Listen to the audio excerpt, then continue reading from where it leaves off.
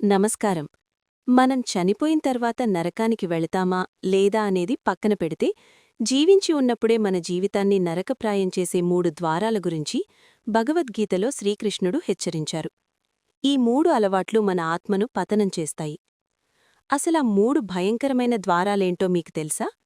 త్రైవిధం నరకస్యేదం ద్వారం నాశనమాత్మనః కామః క్రోధస్తథా లోభః తస్మాదేతత్త్రయం త్యజేత్. కామము అంటే మితిమీరిన కోరిక. ఇది మనల్ని తప్పుడు పనుల వైపు ప్రేరేపిస్తుంది. కోరిక తీరకపోతే అది అశాంతిని కలిగిస్తుంది. క్రోధము కోపం మన వివేకాన్ని నశింపచేస్తుంది.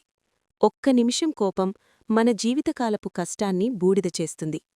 లోభము అత్యాశ వేరొకరి వస్తువుపై లేదా అవసరానికి మించి సంపాదించాలనే ఆశ మనల్ని మానవత్వం లేనివారిగా మారుస్తుంది.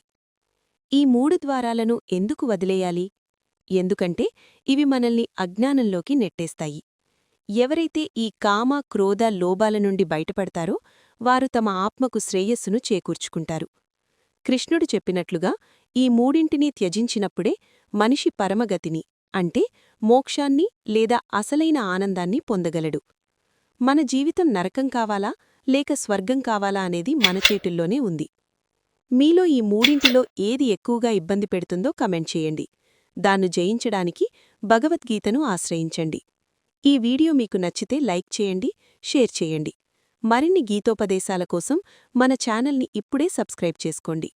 ఓం నమో భగవతే వాసుదేవాయ.